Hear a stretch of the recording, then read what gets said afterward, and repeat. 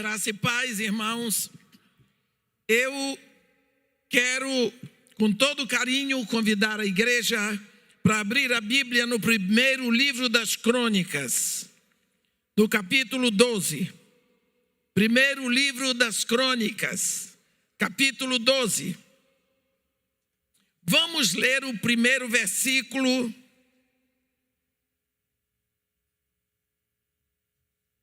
Onde está escrito assim, primeira crônica: são estes os que vieram a Davi a Ziclag, quando fugitivo de Saul, filho de Quis, e eram dos valentes que o ajudavam na guerra. Tinham por arma o arco e usavam tanto a mão direita como a esquerda em arremessar pedras com fundas e em atirar flechas com o arco.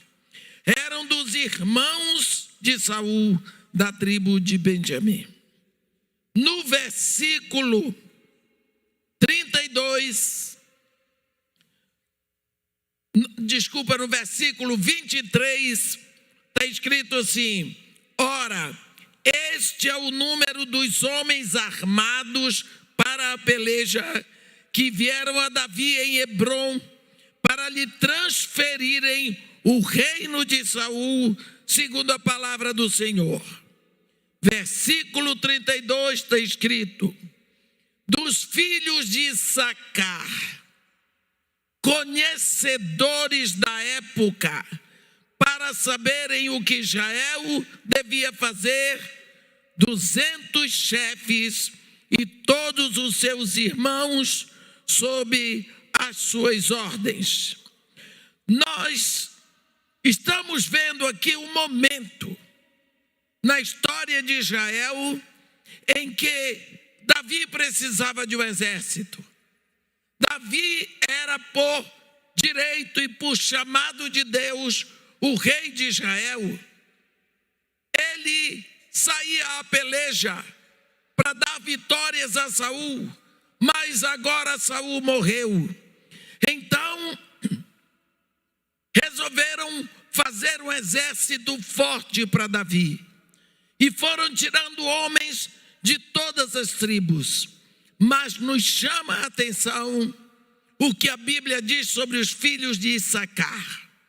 Dos filhos de Issacar, conhecedores da sua época, para saberem o que Israel devia fazer.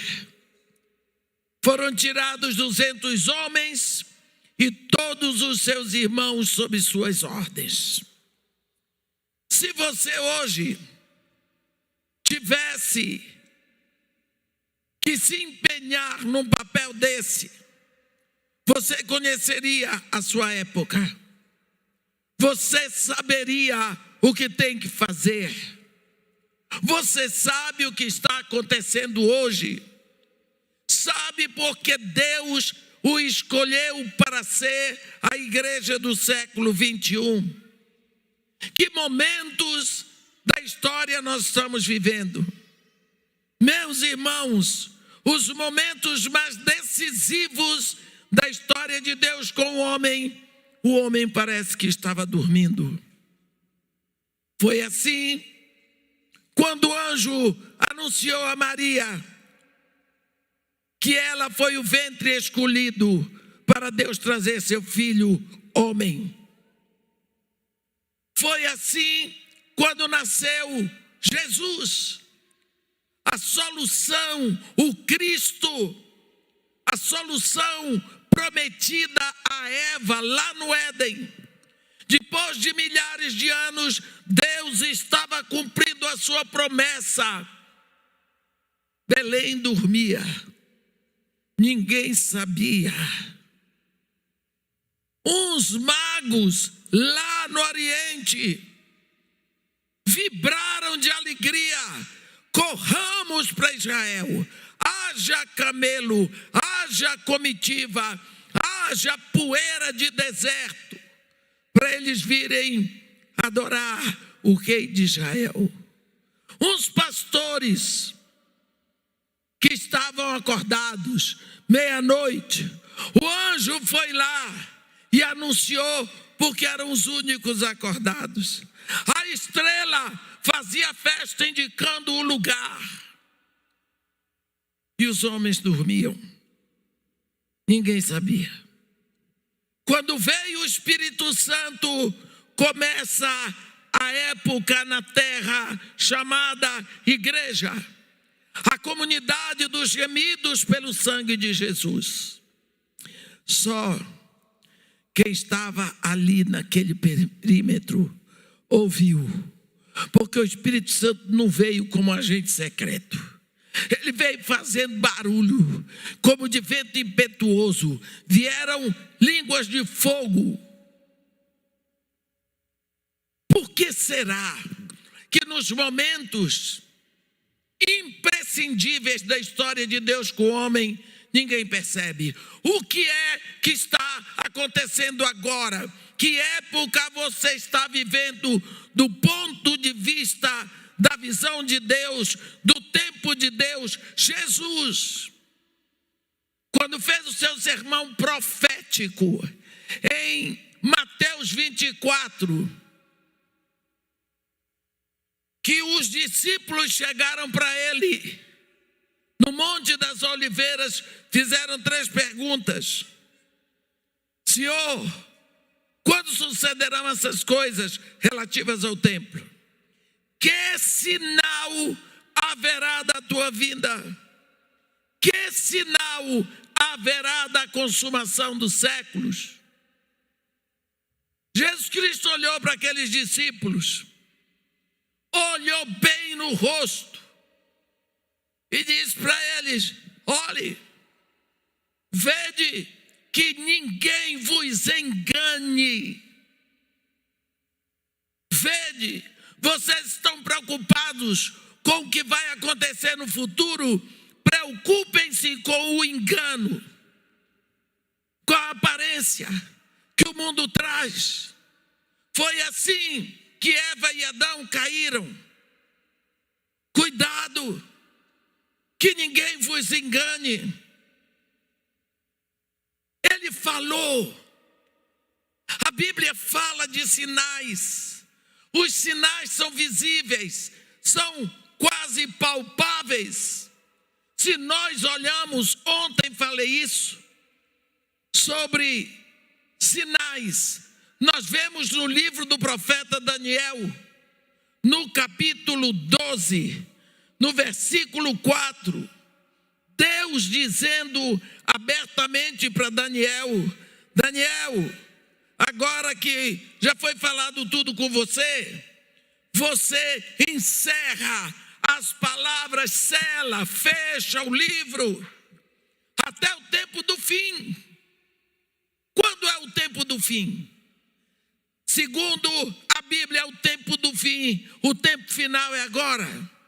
Nós estamos vivendo. E Deus diz: muitos o esquadrilharão, e o saber se multiplicará. Quer mais saber multiplicado do que temos hoje? O avanço científico tecnológico que temos vivido, não podemos acompanhar. Você compra um iPhone 12, não serve mais, vai para o 13, daqui a pouco está no 16. Você olha no seu celular aqui, conversa com uma pessoa que está na China e ri com ela. Tecnologia. Você faz uma cirurgia sem cortar. Outro dia meu vizinho operou um negócio lá no cérebro pelo nariz. Para mim isso é uma maravilha. Não entendo de medicina. Opera uma criança no ventre da mãe, a criança só tem 3 meses. E nasce legal. Isso é ciência. Isso é avanço. Um sinal. Não podemos estudar todos os sinais aqui, mas vamos ver o que é que o nosso mestre, por excelência, o querido mestre Jesus diz lá em Lucas 21. Ele fala assim: a partir do versículo 24. Lucas 21. Olha o que Jesus está dizendo. Lucas 21, cadê você? Eu já estou no 22. Lucas 21. No versículo 24 ele diz: cairão a fio de espada e serão levados cativos os judeus para todas as nações, até que o tempo dos gentios se completem. Jerusalém será pisada por eles. Sinal. Então Jesus aqui está dizendo que há um tempo para que os gentios pisem, possuam, governem Jerusalém. Jesus aqui está falando da diáspora judaica. Jesus está dizendo que os judeus seriam espalhados, mas não era como antes, levados cativos para a Pérsia, ou para a Babilônia, ou mesmo para o Egito. Ele está dizendo que eles seriam dispersos por todas as nações. E Jerusalém não seria a cidade deles, mas seria possuída, governada por gentios. Mas que havia um tempo em que isso ia acabar.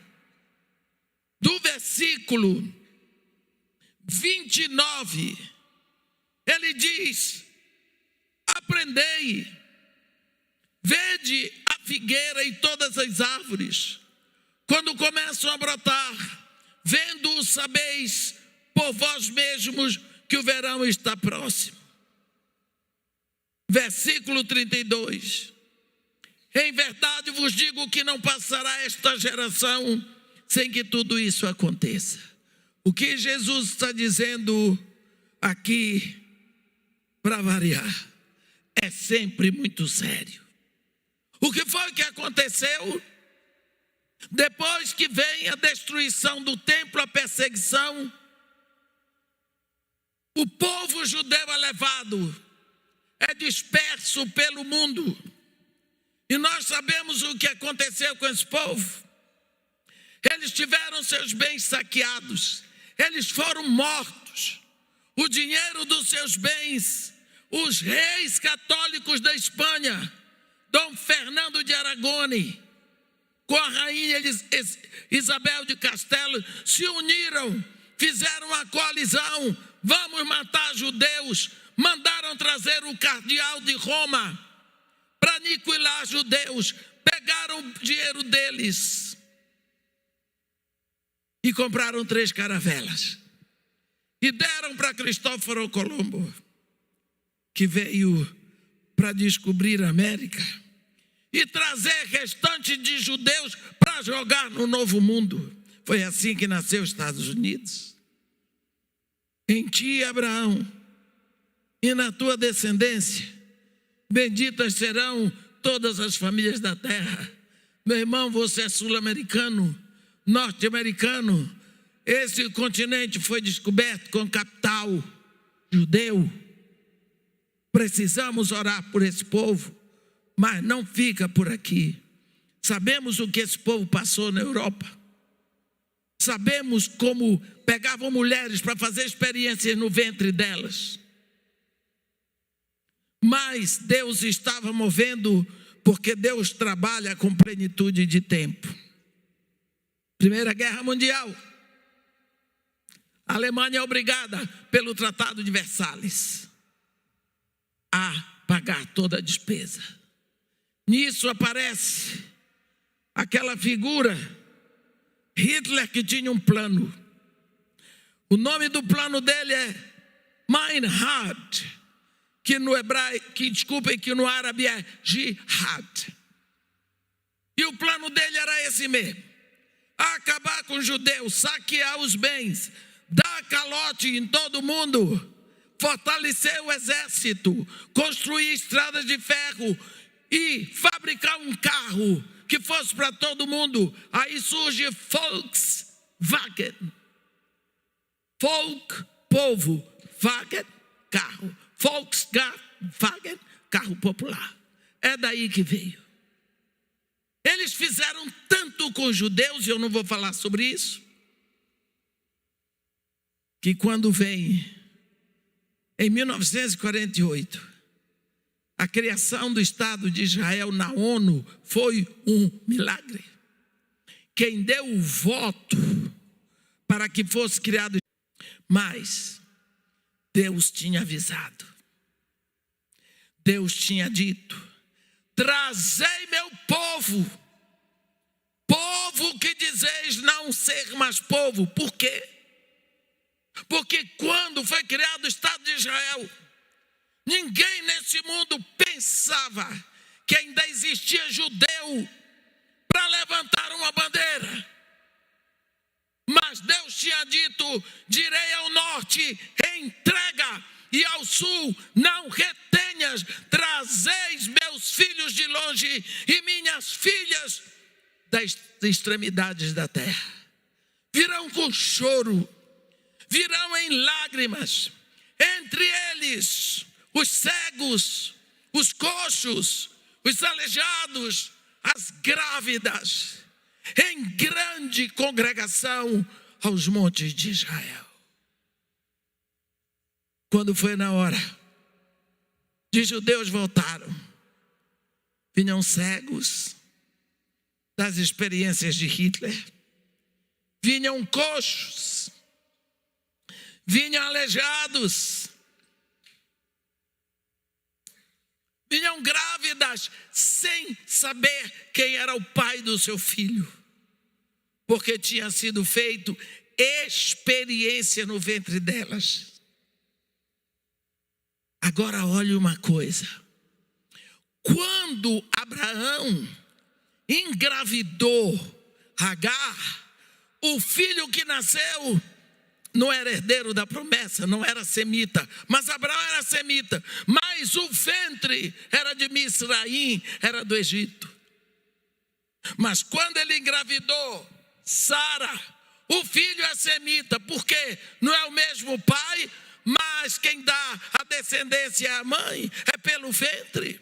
Então, se o ventre é semita, o filho é semita. Deus sabia lá no final que iam fazer experiências em ventre de mulheres judias. Elas voltam para Israel grávidas, sem saber quem era o pai do seu filho, mas o filho nasceu judeu, porque Deus tinha determinado que a descendência se dá pelo ventre. Nasceram, mas apesar de agora Israel ser uma nação, como eles iriam possuir?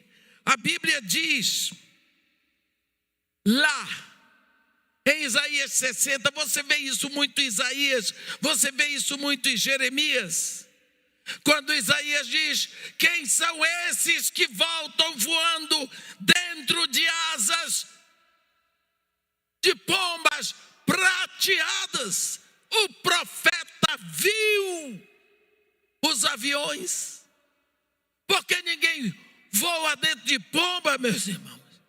E o profeta responde: é toda a casa de Israel. Eles voltaram. Você vê que os judeus que vieram do Iêmen, da Rússia, eles voltaram pelos aviões da cota. Voltaram.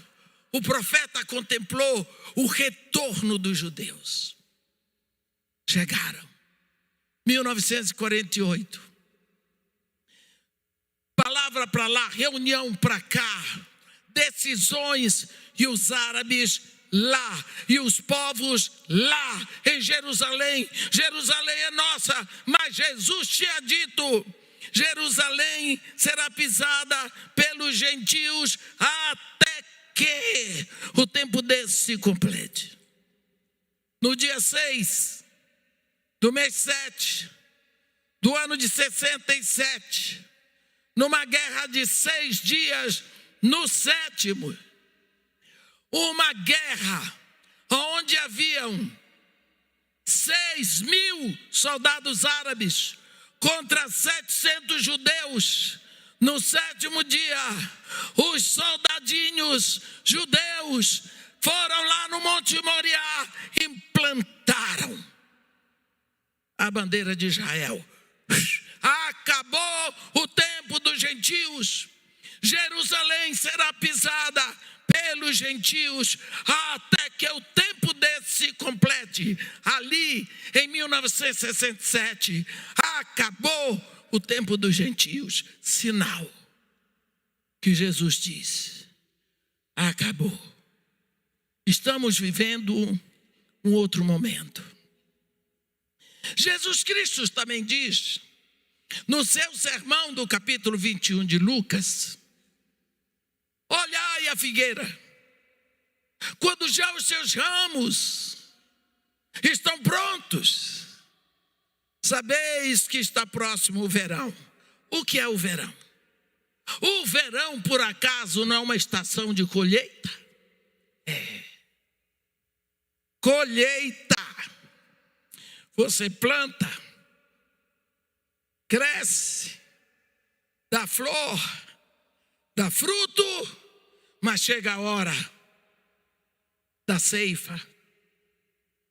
A nação Israel, plantada em 1948, já é há muito tempo a segundo poderio bélico do mundo, o segundo maior produtor de vinho, segundo maior produtor de frutas cítricas. Hoje você cruza o deserto de Israel, tem plantação de banana, cobrindo manga, cobrindo o deserto. Quem esteve ultimamente em Israel, lembra disso. Qual foi a última vez que o senhor foi, pastor? 2020, eu estive lá agora em maio. É banana e manga. Me deu uma alegria, que eu sou louca por banana. Tudo. Beleza. Cuidado. Cuidado. Quando já ela começa a estender os seus ramos, sabeis que está próximo o verão. Em toda a Bíblia, figueira representa Israel. O que acontece? Apóstolo Tiago, dê uma olhada no que está escrito em Tiago, no capítulo 5, você vai entender melhor. Tiago, no capítulo 5, ele diz claramente: meus irmãos, a partir do versículo 7, ele diz assim: irmãos, sede, pois, pacientes até a vinda do Senhor. Eis que o lavrador aguarda com paciência o precioso fruto da terra, até receber as primeiras e as últimas chuvas. Sede vós também pacientes e fortalecei o vosso coração, porque, ele diz, porque a vinda do Senhor está próxima. Olhe bem, irmãos, não vos queixeis uns dos outros, para não serdes julgados. Eis que o juiz está às portas. Olha, vocês prestaram atenção nessa palavra, está escrito. Ele diz, a vinda do Senhor está às portas. Ele diz, o juiz está às portas. Ele falou isso, sabe quando? 20 séculos atrás. Nós estamos 20 séculos adiante. O que você acha? O apóstolo estava no primeiro século. Nem era o ano 50 da era cristã. Ele não era mais velho do que Jesus, era irmão de Jesus, nasceu depois de Jesus. Jesus subiu aos céus quando tinha 33 anos. Esse homem está achando que a vida do Senhor era para o tempo deles. E ele não podia estar enganado, porque isso aqui é a palavra de Deus. E o Espírito Santo assiste a sua palavra. Depois, ele diz, o lavrador. Jesus Cristo, lá em João 15, diz: eu sou a videira verdadeira, vós sois os ramos, o meu Pai é o agricultor. Qual é o prazer do agricultor? Jesus diz: esta é a vontade de meu Pai, que dês muito fruto. Porque esse é o prazer do lavrador. Ele prepara, ele cuida, para ele ver muito fruto, muita produção. Mas a videira frutifica nos ramos, e ele diz que nós somos os ramos, então o fruto tem que ser na nossa vida.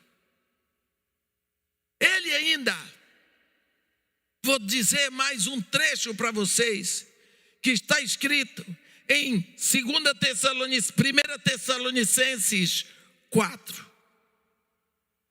1 Tessalonicenses 4, nós vimos que o apóstolo Tiago achava que a vinda do Senhor estava próxima. Vamos ver o que é que o nosso irmão Paulo de Tarso fala na sua primeira carta aos Tessalonicenses, no capítulo 4. Ele diz,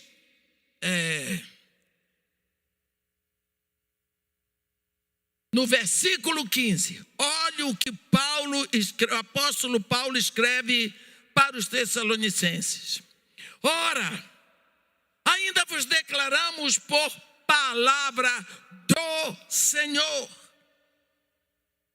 isto: nós os vivos que ficarmos até a vinda do Senhor, ele diz nós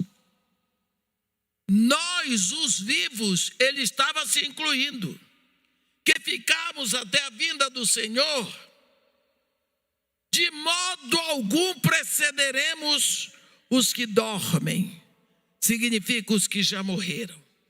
Porquanto o Senhor mesmo, dada a sua palavra de ordem, ouvida a voz do arcanjo e ressoada a trombeta de Deus, descerá dos céus, e os mortos em Cristo ressuscitarão primeiro.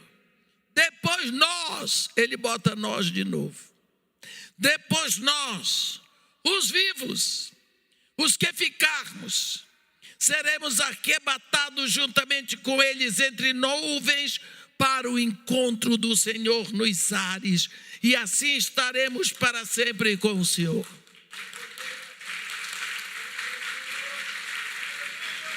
O que me impressiona aqui é o apóstolo Paulo dizer nós. Ele achava que ele fazia parte da turma do arrebatamento.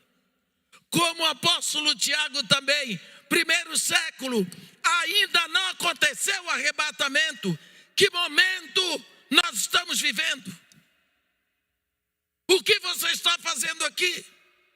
Porque Deus lhe deixou para ser a igreja desta época, em que você vê o desavergonhamento, desmoronamento dos costumes, dos valores, da família, o desavergonhamento dos nossos homens, porque Deus lhe chamou para ser a igreja de hoje, meu irmão, no momento em que, como diz Paulo ao apóstolo Timóteo, que ele diz como seria esse tempo em que os homens serão egoístas, avarentos, jactanciosos, arrogantes, blasfemadores, desobedientes aos pais, ingratos, irreverentes, desafeiçoados, implacáveis, caluniadores, sem domínio de si,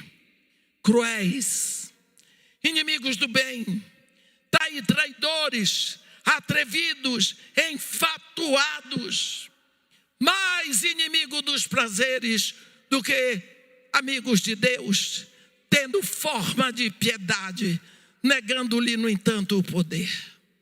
Esse é o momento em que vivemos. Que momento você acha que você está vivendo aqui na terra? Ou você caiu no engodo do mundo, da tecnologia, e você acha que o mundo vai melhorar? O que é caído piora, apodrece, mas não melhora. E o mundo é caído. Ele veio para nos tirar do mundo.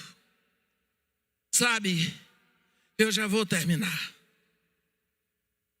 Quando Deus mandou Jonas: dispõe-te, vai à grande cidade de Nínive e proclama contra ela a palavra que eu te digo. Jonas chegou lá, aquele pregador é o pregador mais esquisito que eu conheço. Ele atravessa a cidade de má vontade, um homem chato, e ele diz: ainda 40 dias e Nínive será subvertida. Ainda 40 dias. O homem fez o discurso mais curto que tem. 7 palavras contando com a conjunção. O homem não falou de pecado. Ele não falou de Deus. Ele não falou de idolatria. Por que houve a conversão em massa?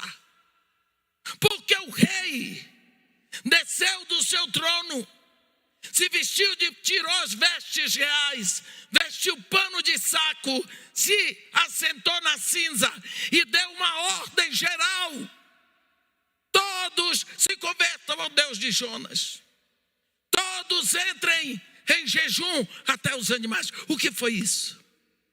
Jonas, Deus, por boca de Jonas, apontou para um tempo do fim.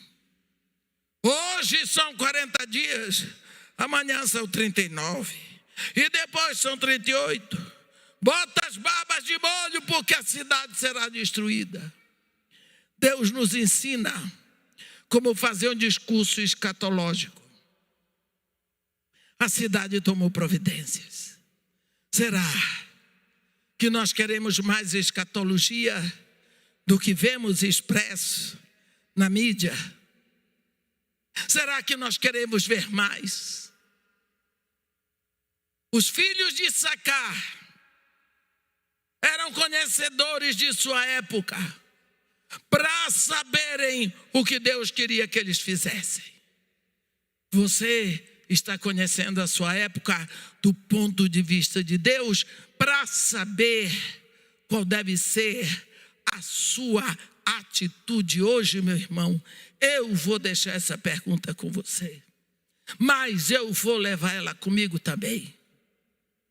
Que Deus nos abençoe e nos guarde, que faça resplandecer seu rosto sobre nós e tenha misericórdia de todos nós.